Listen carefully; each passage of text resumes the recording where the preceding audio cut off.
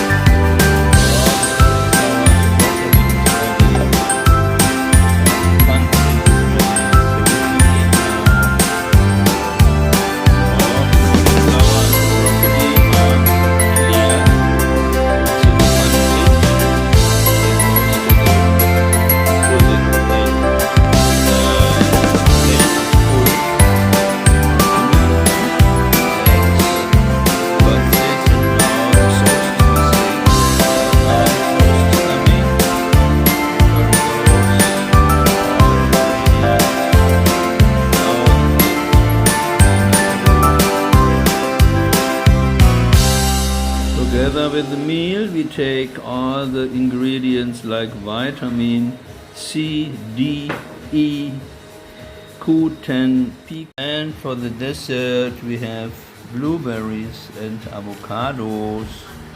Blueberries and avocados.